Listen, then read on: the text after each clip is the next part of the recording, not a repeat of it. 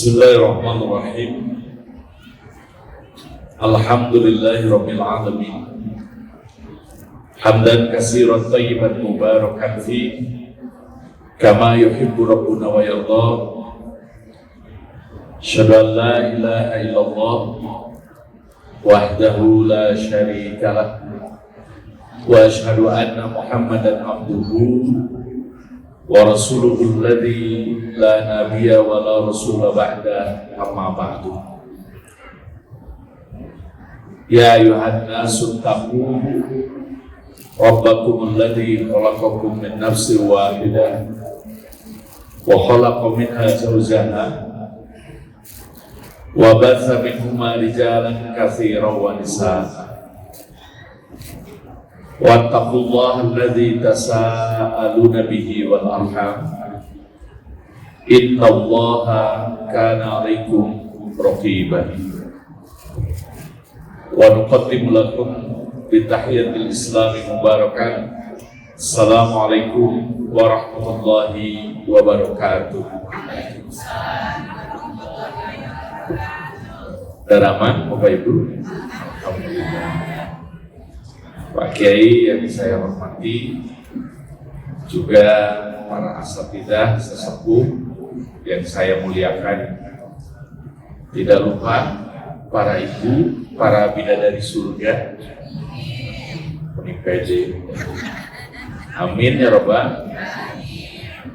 Alhamdulillah, puji syukur kehadiran Allah Subhanahu wa Ta'ala, kita bisa berkumpul di majelis ini. Mudah-mudahan majelis kita mulia di sisi Allah Subhanahu wa Ta'ala. Tidak lupa kita juga mendoakan bagi para pengunjung, Masya Allah, dari seluruh pelosok negeri. Mudah-mudahan umrohnya diterima di sisi Allah Subhanahu wa Ta'ala.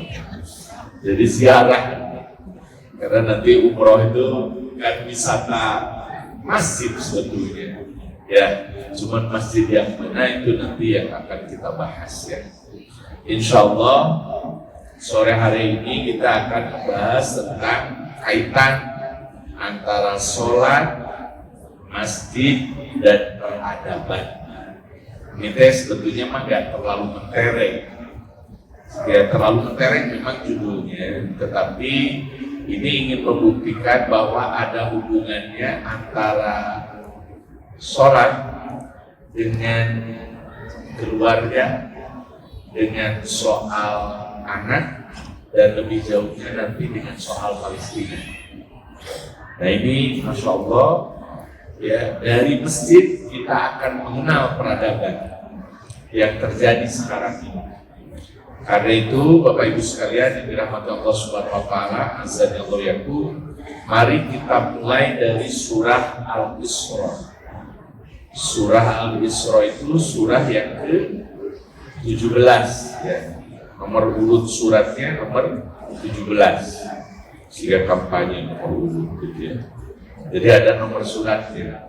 Nomor suratnya nomor 17 di ayat 1. Al-Isra itu tentang perjalanan. Ini seolah-olah tentang perjalanan kehidupan. Kemudian yang kedua surah Bani Israel, atau juga menjelaskan tentang kehidupan Bani Israel, anak cucu keturunan Israel. Dan Bapak Ibu tahu ya bahwa Israel itu nama lain dari nama Nabi Yakub alaihissalam. Ya, nama lain dari nama Nabi Yakub alaihissalam. Jadi makanya ini juga perlu dihimbau, kita tidak boleh mengutuk, melaknat nama ini, karena ini sama dengan melaknat Nabi Yakub alaihissalam. Nabi Yakub itu seorang muslim, ya, seorang yang soleh, yang sangat kita hormati. Kenapa kita tahu? Karena kabar dari Nabi Muhammad SAW. Sebagaimana kita ketahui bahwa Nabi Yakub itu putranya siapa, Bu? Nabi Yakub ayahnya siapa, Pak? Dijawab biar tausiahnya cepat selesai. Ya, mengerah teren. Ya, siapa coba? Ya kan? Ini semuanya keturunan dari Nabi Ibrahim alaihissalam. Berbicara Bani Israel adalah berbicara ayah yang paling the best di dalam Al-Quran, yaitu ayah anda Ibrahim alaihissalam. Nabi Ibrahim suruh. Kenapa Nabi Ibrahim istimewa, Pak? Dikarenakan Masya Allah karena doanya akhirnya anak keturunan Nabi Ibrahim itu semuanya jadi Nabi dan Rasul, jadi teladan, jadi contoh manusia sepanjang masa seluruh alam semesta. Apa kegiatan Nabi Ibrahim agar jadi ayah yang luar biasa? Dua. Jadi kalau pengen jadi ayah yang berhasil, yang pertama makan makanan yang halal. Makan makanan apa, Bu? Yang halal. Karena apa, Pak? Kalau mulut sudah dilalui lintasi oleh makanan haram, maka langit akan tertutup untuk doa-doanya. Paham Ibu? Paham? Udah paham Pak di asar dengan bulan, gitu, mau sore asararanya gitu ya. Nanti makanya jaga fokus ya. Apalagi udah makin sore. Jadi Pak, dua hal. Yang pertama itu adalah makanan halal. Kalau kita makan yang haram itu ya bukan karena zatnya haram misalkan, tapi karena usaha kita, ikhtiar kita haram, kemudian kita banyak minta kepada Allah Subhanahu Wa Taala. Maka dalam hadis Muslim kata Rasulullah, "Fa'anna yustajabu dzalik." Bagaimana mau diijabah doanya kalau makanannya aja masih haram, pakaiannya masih haram, minumannya masih haram, maka lidahnya tidak berhak berdoa. Itulah kenapa lidah orang yang saum, karena sekalipun mulutnya bau, karena mulutnya adalah mulut yang berhak, maka diterima di sisi Allah Subhanahu Wa Taala. Ya kan? Yaitu kalau di Masjidil Haram yang saum itu kan ada 3 kelompok. Salah satu dakwatul mustajabah. Ada 3 kelompok yang doanya sebenarnya dijabah oleh Allah Subhanahu Wa Taala. Ya, yang pertama siapa? Dakwatul musafir. Doa orang yang berada di perjalanan. Karena itu kalau ada yang perjalanan kemanapun, apalagi dari luar kota ke Masjid Al-Jabar, Masjid Al-Turahim dengan masjid yang dari ikon di Jawa Barat, alhamdulillah, ya kan? Ahlan wa sahlan. Dan kita juga sebagai birunya harus menyambut mereka sebagai tamu, sebagai saudara kita. Maka di perjalanan itu berdoa, banyak berdoa, ya kan? Kemudian yang kedua ada waktu shohib, doa orang yang sahur. Ya, makanya ketika pas buka sahur kita berdoa. Doanya apa, Bu? Ya, doa buka sahur. Akhirnya kan beres sahur ya. Ya, Allahumma lakas sumtu ya. Ya, atau Allahumma barik lana atau Allahumma lakas sumtu, berarti itu mah doa dahar. Jadi ingat lagi pas dahar rukun doa. Sesungguhnya ada waktu spare. Jadi misalkan maghrib jam 6, ini jangan main-main. Jadi harusnya yang disebut ngabuburit itu nanti adalah banyak berdoa. Banyak berdoa kepada Allah. Ya itu di Masjid Nabawi, di Masjid Masjidil Haram itu menjelang maghrib itu pada berdoa terus meminta. Jadi laparnya itu menjadi berkah karena ada ujung yang kemudian diharapkan itu doa. Nah, demikian juga Bapak Ibu sekalian yang dirahmati Allah Subhanahu Wa Taala tadi adalah tentang doa orang-orang musafir. Nah, doa itu bergantung makanan seseorang. Makanannya halal Nabi Ibrahim. Makanya yang kedua, beliau juga banyak berdoa. Banyak berdoa, tapi dalam Al-Quran yang Rabbana itu rata-rata adalah rekomendasi doa dari Nabi Ibrahim alaihissalam. Ini yang sangat luar biasa, Pak. Karena itu, Bapak Ibu sekalian, Bu, ada yakin? Khawatir sudah pindah ke alam yang lain. Makanya harus senantiasa di kontak-kontak dunia. Jadi Pak, gak usah ikut parenting kalau pengen jadi anak yang punya anak yang soleh dan solehah. Ya kan? Orang banyak parenting segala macam. Kenapa? Mahal. Itu masalahnya kan. Jadi mahal-mahal daftarnya.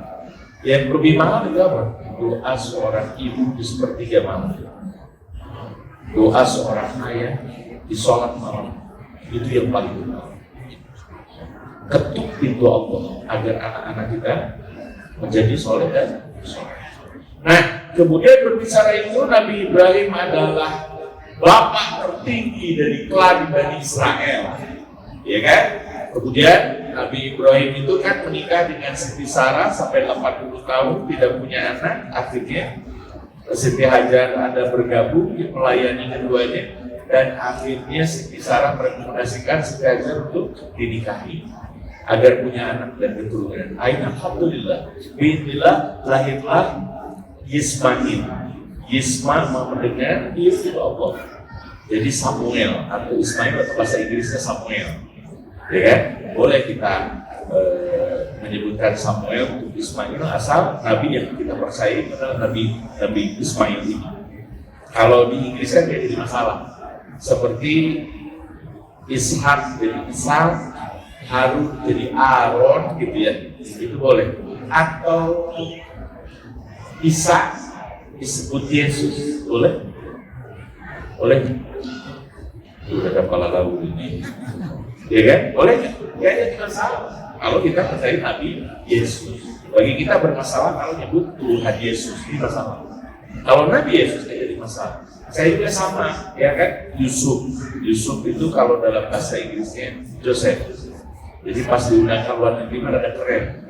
Tapi pas diundang ke Gede Bage jadi ucuk, pusat pasaran, ya kan? Jadi nggak apa-apa, ya nggak apa. Jadi masya Allah, Bapak Ibu sekalian yang dirahmati Allah Subhanahu Wa Taala, Nabi Ibrahim dari Ismail, dari Nabi Ismail beranak pinak sampai kemudian yang tinggal di Mekah Al-Karmah, lahirlah Nabi Muhammad SAW, sang Nabi yang terakhir. Nah, kemudian kita dari sini Sarah lahirlah Nabi Ishak, ya kan? Nabi Ishak itu menikah dengan istrinya, siapa namanya? Istrinya Nabi Ishak, Ibu Ishak itu apa? Atau Nyonya Ishak yang kalah tereng, namanya. Jadi ada istrinya itu namanya Rifkoh atau Rofkoh atau Rifkoh, atau juga disebut Rebeka ya. Makanya orang-orang Arab di Romawi itu namanya mereka Rebeka karena Nabi Yahya salah satu putranya, Nabi Ishak salah satu putranya Yesus itu di daratan Eropa menyebarkan Islam. Jadi bermata biru ya, sehingga sesungguhnya Rebeka itu nama Islam ya, dari Rikoh atau Ropikoh kemudian dibagi menjadinya Ropikoh atau Rika atau Rebeka. Nah, boleh kita juga misalkan kalau memang rada keren gitu ya, kalau punya putri namanya Rebeka, boleh nggak jadi masalah. Biar kelihatan orang Bandungnya tamahin nenek ya, jadi nenek Rebeka gitu ya, panggilannya nenek Rebek gitu ya. Jadi makanya Rifko lah gitu ya. Rifko kemudian punya anak yaitu Aisyah, dan yang kedua Yakub atau Israel. Nabi Yakub menikah dengan 4 istri ya, dan kemudian lahirlah 12 anak cucu keturunan Nabi Yakub alaihissalam yang legendaris itu di dalam Al-Quran. Ada Ruben tanpa unsur ya, atau Robin ya kan, atau Robin tanpa Batman disebut Robin atau Ruben. Ada juga Samun atau Simeone, ya kan? Kemudian juga ada Dani, ada Lewi, ada Isakar, ada Naftali. Lewi yang kemudian jadi Levi, ya kan? Kemudian ada Yehuda, ada Yusuf, ada Benjamin, juga yang lainnya. Semua anaknya itu nakal. Dari 12 anaknya itu semuanya nakal, kecuali 2. Ya, yang pertama adalah Yusuf, yang kedua adalah Benjamin. Memang biasanya kalau seorang itu namanya Yusuf, selain kasih biasanya soleh. Amin gitu, diulang. Ya, amin ya rabbal alamin gitu. Jadi cerita singkat inilah yang ingin diceritakan oleh Allah Subhanahu Wa Taala, kemudian dirangkum dalam pesan yang sangat indah agar umat Islam nantinya termasuk yang di Jawa Barat dan di berbagai pada khususnya agar menjaga masjid ini. Masjid yang mana katanya Ustaz? Allah Subhanahu Wa Taala menegaskan, A'udzubillahi minasyaitonirrajim. Bismillahirrahmanirrahim. Subhanalladzi asra bi 'abdihi lailan minal masjidil harami ilal masjidil aqsa alladzi barakna haulah linuriyahu min ayatina innahu huwas samiul basir. Subhana, maha suci Allah, alladzi yang telah asra memperjalankan di abdihi dengan membawa hambanya yaitu Nabi Muhammad SAW. Lailan pada malam hari. Ini mohon maaf Ibu, ketika Allah menyebutkan satu kata itu memang tidak ada yang pernah sia-sia di dalam Al-Quran.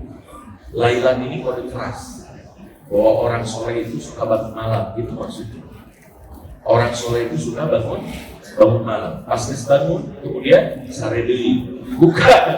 Maksudnya bukan itu. Bangun di sepertiga malam untuk berdoa, untuk tahajud, untuk baca Al-Quran. Bahkan dimention secara khusus di dalam Al-Quran orang-orang yang selalu beristighfar di waktu malam. Al-mustaghfirina bil ashar. Mereka yang senantiasa beristighfar di waktu sahur. Ustaz karena cenah dicaroge alhamdulillah kebagian cenah salat teh ya baca Quran teh abdi mah kan harus menyediakan makanan sarapan buat anak-anak dan sebagainya, jangan buru-buru. Itu juga sama perbuatan baik, amal soleh. Bagaimana tuh cenah Ustaz saya ketinggalan baca Al-Qur'annya daripada suami saya, udah aja ibu sambil ngagoleh-goleh sayur sambil beristighfar. Ya kan? Sambil beristighfar dijimatin. Jasa kalau saya berkasih. Salam dulu nah. Oh, betul. Ya, jadi kalau udah disuruhan berarti karena beres tausiah. Tuh kan. Jadi pohon dulu ya bukan. Ikhwan dulu ya. Jadi apa Pak? Jangan mengeluh. Ada bagiannya masing-masing emang masak bukan ibadah. Kenapa dalam Al-Quran ada Al-Maidah?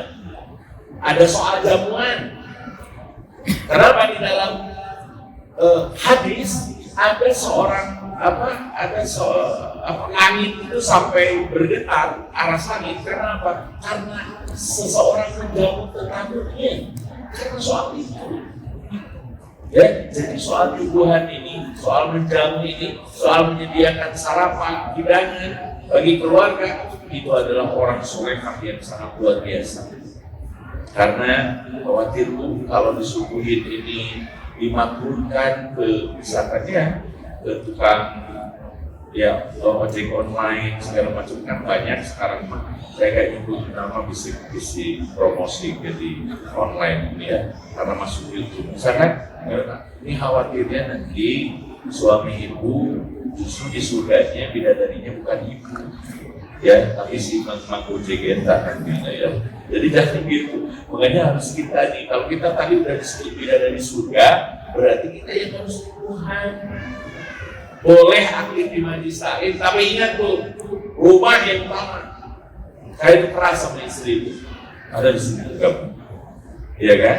Jadi saya ngerasa silakan aktif di majlis taklim segala macam menang di masjid dan sebagainya. Tapi ingat saya bilang, tugas yang utama adalah melayani suami dan anak-anak. Ya, dan ini ibadah yang besar. Ini rahasianya. Bu.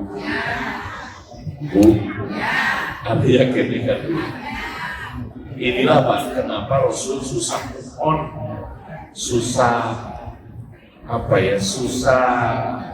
susah lupa terhadap Siti Khadijah radhiyallahu anha. Karena satu-satunya beliau itu tukang nyuguhan dari Mekah ke Gua Hiro yang nanjak itu, yang dari bukitnya ke atas itu saya udah cobain pakai 2 jam setengah. Iya kan? Siti Khadijah sambil hamil tiap malam nyuguhan Rasulullah SAW. Ini yang gak pernah dilupakan oleh Rasulullah SAW. Kenapa? Apa itu? Ini perjuangan orang yang beriman itu dahsyat.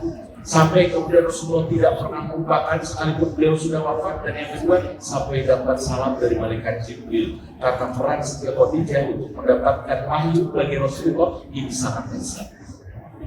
Di antaranya itu nyuguhan, kalbu, coba. Ia mempiragi tidak pun kata kahima. Kadang mau diberi manyur. Iya kan? Iya. Jadi harusnya itu bukan karena suami, bukan. Sosok rejat kasih eta, baiklah si eta. Karena Allah kita. Sambil masak itu makanya kita doain, dimantrain, dijimatan kita tuh seperti yang malam kan. Astagfirullahaladzim, tadi nggak boleh sayur kan? Astagfirullahaladzim, astagfirullah, kita malalun wae. Ya kan? Makanya sambil beristighfar ya sambil menerima, mudah-mudahan suamiku dijaga Allah, sini soleh jadi Allah. Makanan ini mudah-mudahan sina menyehatkan suamiku ya Allah. Anak-anakku yang soleh ya Allah. Lu beribut tentang karaos curu-curu, saya makan tentang memokan, itu, ya kan? Nah, berbaiklah barokah, ya kan? Nah itu. Jadi, masya Allah sangat luar biasa. Lagi-lagi itu ada keras. Minal Masjidil Haram, dari masjid Al-Haram di Makkah Al-Mukarramah ila Masjidil Aqsa, ke Masjid Al-Aqsa di Yerusalem.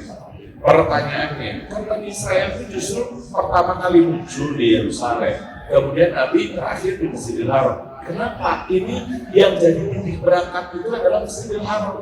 Ini rahasianya. Masjidil Haram itu titik-titiknya dibangun oleh Nabi Adam, fondasi dan pinggir-pinggirnya dibangun oleh Nabi Ibrahim.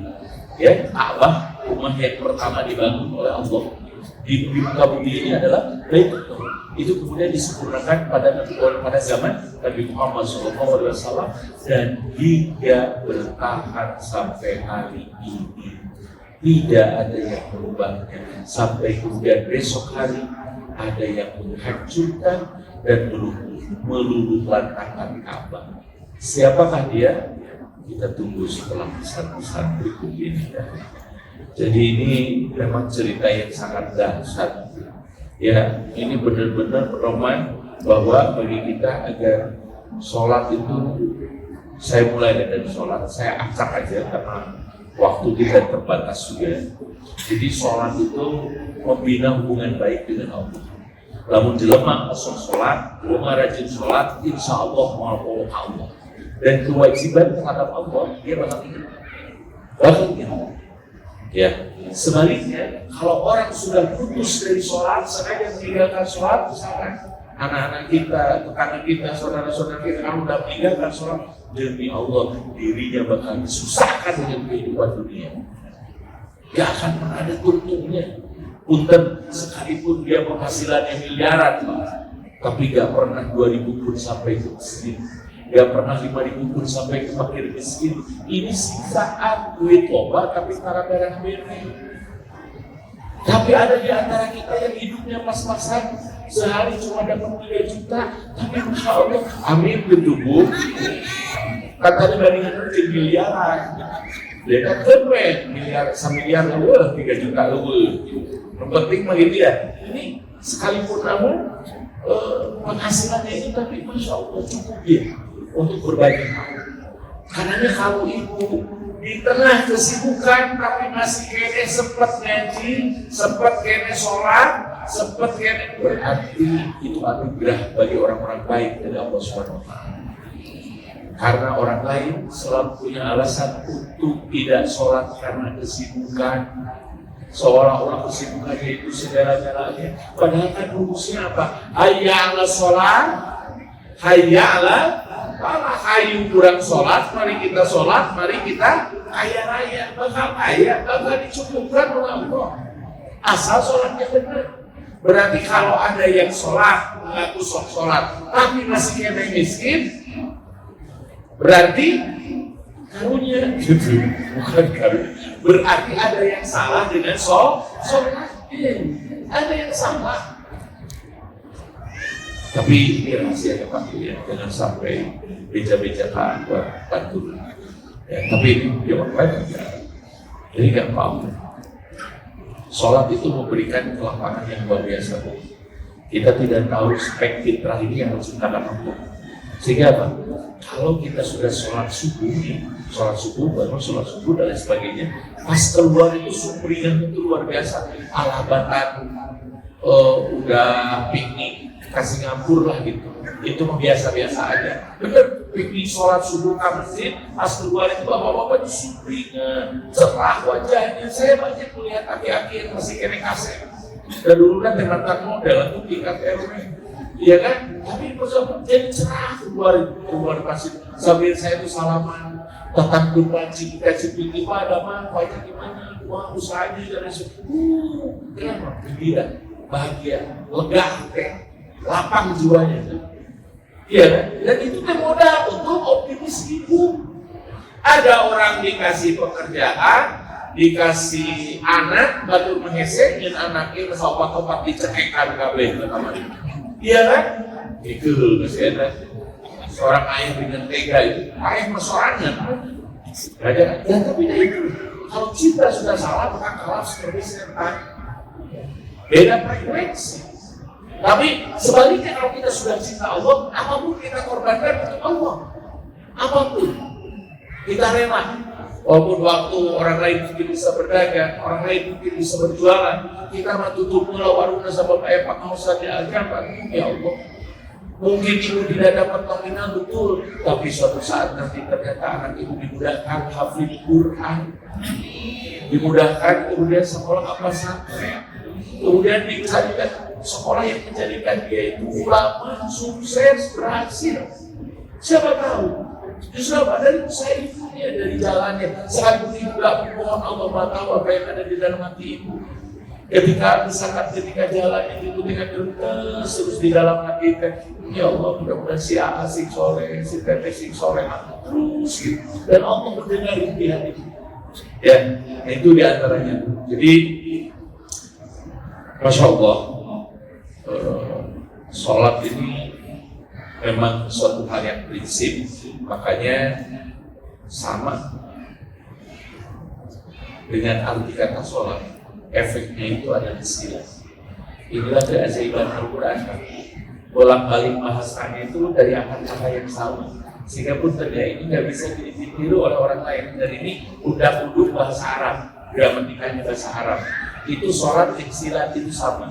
Dan kita juga boleh kan nyebut sembahyang, tepat, boleh. Tapi ketika nyebut sholat pasti ini khusus disebutkan untuk orang Islam.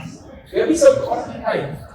Ya, nggak bisa jadi prayer misalkan di Inggris kan, sholat ya sholat, saum fasting, saum ya saum, zakat ya zakat, karena apa definisinya original. Ini bahwa bahasa ini bukan dapat manusia tapi dari Allah Subhanahu Wa Taala.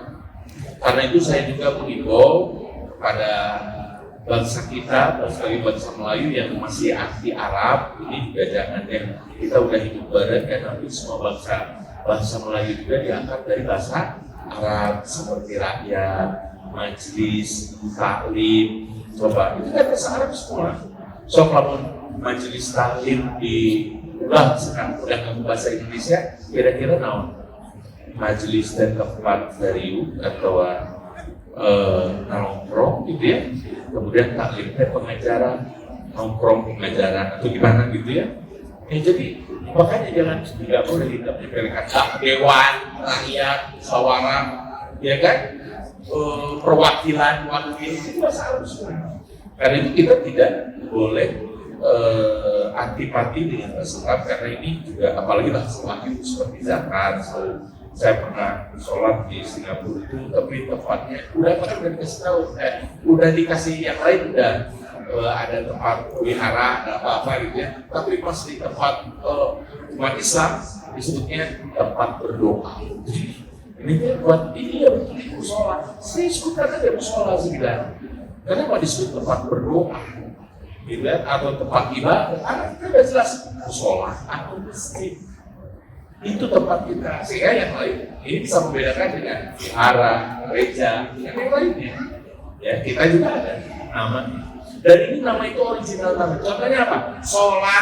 Sholat itu hubungan baik dengan Allah. Arisilat mampu. Arisilat mampu hubungan baik dengan sesama. Iya kan?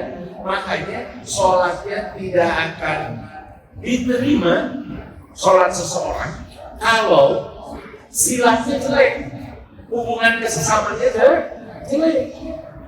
Coba di dalam Al-Quran surat Al-Ma'un, apa bunyinya? A'udzubillahi minasyaitonir rajim. Wailul lil musallin. Celakalah orang-orang yang sholat. Jadi anu celakanya saha, usop sholat, utara sholat. Anu sok sholat juga bukan. Yang celaka itu yang sering sholat. Anu udah cerusan untuk abi mentara sholat. Nah, utara sholat, nah di neraka Sakor, sembuh. Itu udah jelas di neraka Sakor nih. Menyebutan bagi mereka yang mengharapkan kekayaan dengan tanpa sholat dan meninggalkan sholat karena berdagang, karena bekerja, karena sholat, apakah dia bisa kaya? Sangat bisa. Tapi dia hanya kaya bisa mengumpulkan nominalnya doang, duitnya doang, keberkahannya hilang. Duit yang berkah itu yang bagaimana rizki yang berkah itu?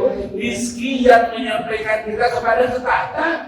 Sekalipun diberi sendal tapi akrab mulai ke masjid, daripada diberi mobil tapi cara mampir ke masjid. Kalian sok rata-rata gitu ya. Anu kamar masjid dan mereka sendal, karena lo baru lagi. Jadi itu kan ada ceritanya Bilal bin Rabah itu ahli masjid. Beliau ini kan sendalnya itu paling pertama datang ke surga. Sendalnya aja udah ngedumuin pelakunya ke surga. Ya kan, makanya saya sering bilang kalau punya sendal di masjid, kudunan gitu ya. Diolah ke surga gitu ya. Menjelaskan dicopot kursi etak gitu ya. Nah itu cuma ini betapa maksud saya kadang-kadang kita itu nggak perlu banyak meminta kepada Allah untuk taat. Dengan taat dan bersyukur aja kita masya Allah sangat luar biasa. Dan ibu untuk berhijab aja, untuk berjilbab aja, mungkin bagi sebagian orang itu susahnya minta ampun. Walaupun kan apalagi lagi cuaca panas ya, saya sering ngobrol, jangan haluda bagi ngayam gitu ya, panas tapi ya daripada ngayam menalakan ya ini seperti itu. Walaupun kadang-kadang juga ini ada umum yang kemudian menggugah langkah wajah di pengajian, juga mobil, tapi ngomongin batu meninggal seperti itu. Meninggalnya Abi para ngaji, tapi ngomongin batur oke. Nah ini sebetulnya kalau ada ulama itu sebetulnya bisikan iblis itu ngajak kita nggak ngelakuin apa-apa. Udah aja, kita semuanya makhluk tidak sempurna, tapi kenapa berjilbab, kenapa kerja? Saya berusaha untuk melindungi diri saya, ya kan? Kalau memang berjilbab gak bermanfaat, kenapa orang yang telanjang itu sambil juga joget dan lain sebagainya? Kenapa di sana banyak keburukan? Ada minuman keras, ada perkelahian, ada taburan, ada apapun.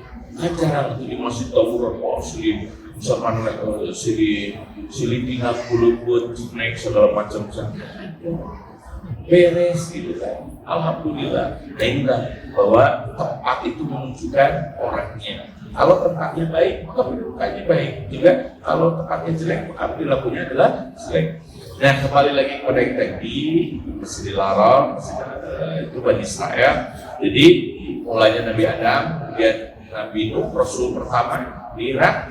Kemudian setelah itu Nabi Ibrahim punya anak keturunan Bani Israel dibawa ke Yerusalem. Dari Yerusalem dibawa oleh Nabi Yusuf ke Mesir, singkatnya dari Mesir dibawa lagi diselamatkan oleh Nabi Musa ke Yerusalem. Dari Yerusalem ke Hijaz, ke Makkah dan Madinah. Ya di Makkah sebentar, kemudian pindah ke Madinah, dan dari Madinah kemudian Nabi menuju bahwa akan kembali terjadi huru hara itu dari sebelah timur. Maksudnya dari mana? Dari Majalaya, gitu ya, bukan ya dari mana? Yaitu dari sekitar daerah Persia, yaitu Irak dan Iran. Dan kapan di mana kemudian berakhirnya? Skenario kehidupan kemudian akan berakhir di Yerusalem di saat Nabi Isa alaihissalam nanti turun dan akan membuat konferensi pers untuk alam semesta. Inilah kenapa Allah mencantumkan surah Ali Imran, dan di dalam ayatnya adalah kemudian menyatakan A'udzubillahi minasyaitonir rajim. Innallaha astafa Adam wa Nuhan wa ala Ibrahim wa ala Imran 'alal 'alamin. Innallaha astafa, sesungguhnya Allah telah memilih siapa keluarga teladan itu ada 4. Yang pertama Adam, yang kedua Nuh, yang ketiga wa ala Ibrahim keluarga Ibrahim, yang ketiga keluarga Imran. Adam Kenapa gak disebut keluarganya? Ini yang saya sebut tadi bahasa dasar Al-Quran. Ya semata-mata Al-Quran menjatuhkan atau tidak, kecuali ada alasannya. Sementara keluarga Ibrahim pakai wa'ala Ibrahim, wa'ala Ibrahim. Ibrahim dan Ibrahim ini pakai keluarga. Tapi Adam dan Nuh kenapa gak pakai keluarga? Ternyata karena tidak beriman seluruh keluarga.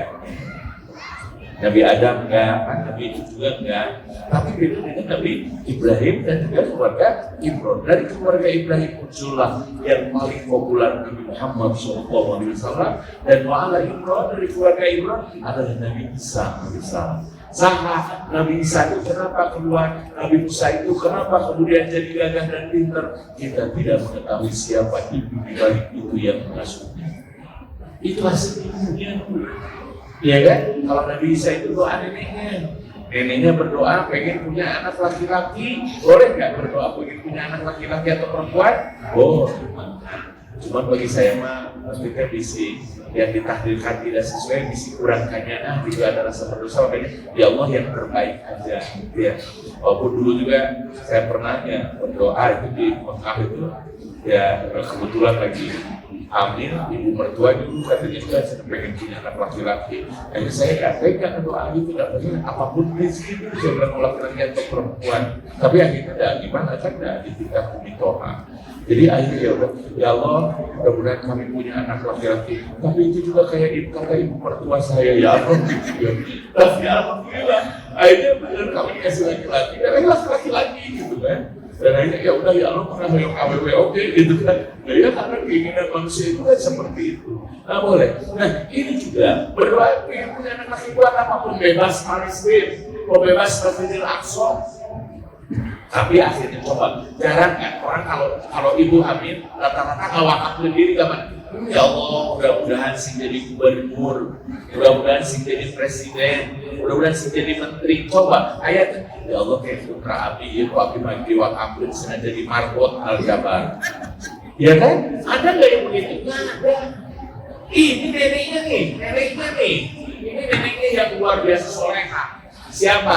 Dan neneknya itu neneknya bisa alaihissalam itu berarti istrinya Imron. Yaitu ibu Imron, namanya Sayyidah Hana binti Fakun. Ini yang sama nih selebriti Al-Quran. Sayyidah Hana binti Fakun itu menikah dengan Imron, kemudian punya anak, akhirnya bukan laki-laki tapi perempuan. Itu siapa? Siti Maryam. Ini waktu Usa sampai curhatnya itu disampaikan ke Allah karena curhat ini adalah curhat orang soleh. Aku itu sayang banget ya Allah, ternyata yang lahir itu anakku perempuan, tapi dari perempuan itu kemudian jadi ibu, seorang gadis yang punya anak tanpa bapak, dan akhirnya ia meninggalkan bapak. Ya meninggalkan bapak enggak. Ya, dan itulah akhirnya terjadi konflik antara Islam, Yahudi dan Nasrani dari keluarga ini, sampai kemudian kunci rahasia ini diburu dan dikejar mau dibunuh oleh siapa? Oleh orang-orang Yahudi.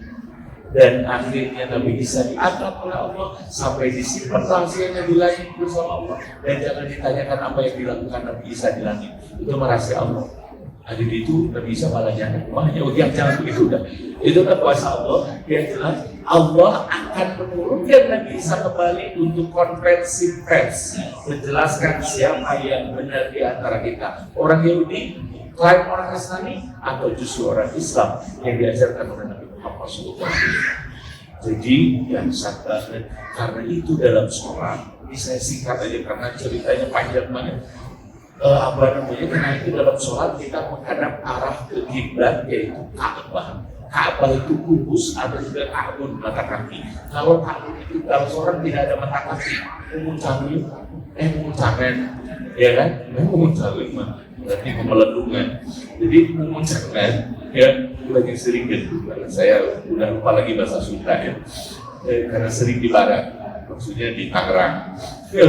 Jadi memuncangan gitu. Orang itu nggak bisa berdiri, roboh dia. Dia punya kuda-kuda. Karena itu ini seolah-olah jadi kuda-kuda kita di Ka'bah itu. Selama Ka'bah berdiri, Masya Allah, kehidupan aman, tentram dan sebagainya. Tapi lihat, ada 4 sudut. Sudut yang pertama ketika kita memulai tawaf, Bismillahirrahmanirrahim, dari sana start sampai kemudian finish. Berapa kali? 7 kali. Bahkan ketika ngebimbing saya sampai ada seorang kakek-kakek kemudian punya sukarela, Ustaz, biar Ustaz gak kabur, biar saya menghitung putarannya. Saya mau karet Ustaz 7 di dia. Kan? Jadi 1 keliling kadang bisa dipindahkan ke kencan, ya. 2 keliling pindahkan ke Matilu, dia kencan. Terus pas 3 keliling pindahkan ke dia, pas di tengah-tengah bisa cenari atau step kencan satu dikadui. Kan antara 4 cek biru ya, dah ada malah.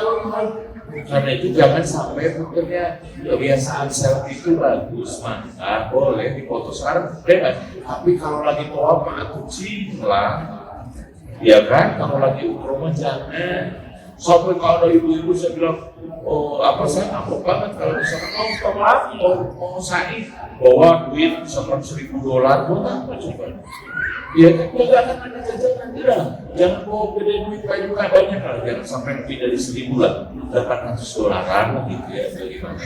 Ya jadi jangan. Karena ini di Mekah aja kita diajarkan menghadaina menajdain. Ke sebelah kiri Baitullah, ke sebelah kanan Baitul Mall, ya kan? Ke sebelah kiri itu Baitullah, tapi ke sebelah kanan itu ada Baitul Mall. Ada mall, mau kemana kita?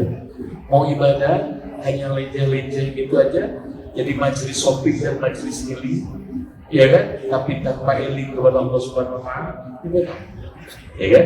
Nah, tapi bukan berarti ibu ya, bukan berarti ibu-ibu nggak boleh jalan-jalan juga, gitu ya, ngaji terus juga kiu, ya harus ada ikhlas, mungkin harus ada healing, gitu ya. Makanya healing yang terbaik bagi orang yang beriman adalah healing ke masjid, ya. Alhamdulillah banyak para peziarah di antara kita, mudah-mudahan jadi berkah dan manfaat.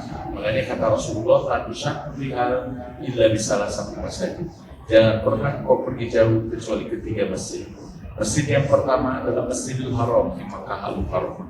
Masjid yang kedua adalah Masjid Nabawi di Madinah Al-Munawwarah. Dan masjid yang ketiga adalah Masjid Al-Jabar di Madinah, Masjid Al-Aqsa di Yerusalem. Ya, itu ternyata bukan hanya di sana masjid, dan biar kita kenal dengan orang-orang soleh siapa yang mendirikan itu. Dan akhirnya saya kasih tahu sudut Ka'bah itu, sudut yang pertama rukun Aswadi, yaitu di mana ada Hajar Aswad. Setelah itu ada rukun Sami, negeri Sam ke Palestina, Suriah, Lebanon, dan Yordan. Ya kan? Yang sekarang lagi berkecamuk. Doanya mudah-mudahan tidak meluas perang ini, Bu, karena Yaman sudah turun, Lebanon sudah turun, Mesir juga mau turun dari malam. Jadi kalau dirubuk dan sebagainya nanti khawatir meluas, dan Masya Allah akibatnya bisa kemana-mana. Mungkin ada kekecewaan dengan pihak beberapa negara Arab, di antaranya kepada Saudi. Bisa jadi kemudian Saudi juga ini kalau melebarkan bisa diserang, dan akhirnya turun ke Ka'bah, jangan sholat hari itu tidak berempati, bersimpati kepada sesama yang dibenarkan. Mungkin itulah yang jadi alasan kelak ada seorang raja dari Yaman yang akan menghancurkan Ka'bah dan tidak dihadang lagi oleh pasukan Ababil, tapi berhasil diruntuhkan. Saat diruntuhkan kembali lagi kita akan beribadah, dan saat itulah harap terjadi. Bapak Ibu sekalian yang dirahmati Allah Subhanahu Wa Taala, coba dibayangkan besok terayah waktu sholat, durang antara sholat, dihapus orang, dihapus nanti Ka'bahnya. Misalkan kita bisa sholat, kita pengen sholat. Nah kita pengen apa? Kemarin nanti Soviet kan ketika COVID ditutup, wah ini bagian dari usaha komunis ditutup ini, masjid harusnya dibuka, sholat pergi dilarang. Wah, juga semangatnya dari pas ketika beres COVID baru kali udara demo ada buka masjid. Jadi gimana? Jadi bersyukurlah kita itu alhamdulillah negeri damai, negeri maslahah, dijaga ini. Kita harus banyak berdoa kita untuk para pemimpin kita, jangan terus mencela, dan dengan mencela tidak akan pernah ada yang baik nantinya, ya kan? Karena bagaimana kau punya pemimpin, demikianlah kau berbuat. Bagaimana kau demikianlah pemimpin kamu. Kalau misalkan Rasulullah dari pemimpinnya ahli zina, maka rakyat itu juga partisipan. Kalau pemimpinnya tukang mabok, maka ini juga tukang mabok. Kalau pemimpin dan tukang bohong berarti rakyat mau gede dulu. Nah ini jangan sampai ya. Jadi kita perbaiki diri kita agar mendapatkan pemimpin yang berkualitas, pemimpin yang amanah, yang kemudian benar-benar menyayangi dan membahagiakan rakyatnya. Nah oke, Bapak Ibu sekalian yang dirahmati Allah, sholat dan masjid, sehingga kemudian setelah rukun Islami Iraki ada rukun Yamani. Rukun Yaman dari sana kita kemudian mengucapkan Rabbana atina fid dunya hasanah wa fil akhirati hasanah wa qina azabannar. Kenapa kita tahu peradaban ini? Kenapa kita tahu bisa membaca pertanda zaman ini? Kenapa kemudian kita bisa tahu juga silsilah orang soleh ini? Karena satu, kita sholat. Namun sholat pasti bakal bikin masjid, dekat dengan masjid, dekat dengan orang-orang soleh, dan orang-orang soleh yang sering baca Al-Quran, maka dia akan melek dengan sejarah peradaban manusia. Ya, jadi 3 masjid itu bukan tentang tempat, tapi tentang skenario peradaban manusia, mulai dari Nabi Adam sampai kelak akhir zaman. Mulai Nabi Adam ditutup oleh Nabi Muhammad, kemudian konferensi pers terakhir oleh Nabi Isa alaihissalam. Wallahu a'lam bishawab. Itu saja yang saya sampaikan, mudah-mudahan bermanfaat, bisa meningkatkan keimanan dan juga ketakwaan kita kepada Allah Subhanahu wa taala. Ya, sebelum ditutup barangkali ada pertanyaan dari ibu-ibu, tidak ada, dari bapak-bapak tidak ada. Oke, kalau tidak ada, ya kami kembalikan waktunya kepada Ibu MC. Kalau ada waktunya, maka saya siap untuk. Jazakallahu khairan katsiran Bapak Kiai Yusuf Burhanuddin LC MPDI. Alhamdulillah ibu-ibu menyimak ya. Alhamdulillahirrahmanirrahim. Rupanya Bapak berdoa saja dulu ya. Nanti saya mohon izin untuk membagikan door prize. Bapak berdoa aja dulu. Bapak yang memimpin. Oke. Kalau setelah berdoa biasanya kalau nggak snack door prize berarti. Kita berdoa kepada Allah karena doa itu senjata orang yang beriman. Kalau sudah tidak percaya dengan doa, mau percaya dengan apa lagi kita? Kita itu gak bisa berbuat apa, gak bisa membantu sesama kita yang sekarang mungkin lagi menunggu dentuman-dentuman budal dan lain sebagainya. Karena itu sebagai orang Muslim, saya dan ibu gak ada hubungan darah dan kerabat, bahkan mungkin bukan tetangga. Tapi Masya Allah, ya doa ibu untuk saya bakal diampun, bakal dijawab oleh Allah. Demikian juga saya ketika mendoakan bapak ibu semua akan sambung menyambung. Sekalipun ada kerabat tapi beda iman, maka doanya tidak akan pernah sampai. Sehingga ada beberapa anak yang udah mualaf ya, sementara ibunya belum dan udah meninggal. Ustaz gimana dengan apakah doa saya dijawab untuk mohon pengampunan dan ya, makanya dia nangis, terus ini yang dicatat macam kayak gimana gak sedih. Makanya Islam itu harus membahagiakan, ya melapangkan jiwa kita. Jadi bikin hati kita pengen enak, gitu. Apalagi coba. Ya nikmat apalagi yang kau rusakan kecuali nikmat Islam, nikmat ketaatan. Kita bisa sholat, bisa ini, seimbang. Cuma ada alam terus saja dagang, terus maksiat dan gimana. Bahkan puntennya kadang-kadang dengan berlaku maksiat itu tidak ada yang kemudian orang jadi mulia. Alhamdulillah senang Mang Abdi Muni terhormat di sana, tukang mabuk enggak ada, tukang zina, tukang rampok enggak ada yang mulia di tengah masyarakat sekalipun orang kafir sekalipun sama, ya kan? Apalagi kalau seandainya orang Islam di mana hal itu kemudian dilarang.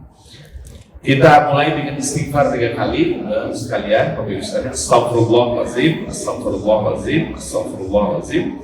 Allahumma sholli ala Muhammad wa ala Muhammad kama shallaita ala ali Ibrahim wa barik ala Muhammad wa ala ali Muhammad kama barakta ala ali Ibrahim. Innaka Hamidum Majid. Allahumma la tada' lana dhanban illa ghafartah wa la hamman illa farajtah wa la daynan illa qadaitah wa la hajatan min hawaijid dunya wal akhirah illa qadaitaha ya rabbal alamin. Allahumma inna nas'aluka ridhoka wal jannah wa na'udzubika min sakhatika wan nar. Allahumma anjil mustad'afina minal mu'minina fi Filistin وفي كل مكان. اللهم انصر المجاهدين في فلسطين وفي كل مكان. اللهم اشدد وأمرك على أعداء الدين من الكافرين الظالمين الغاصبين في فلسطين يا رب العالمين.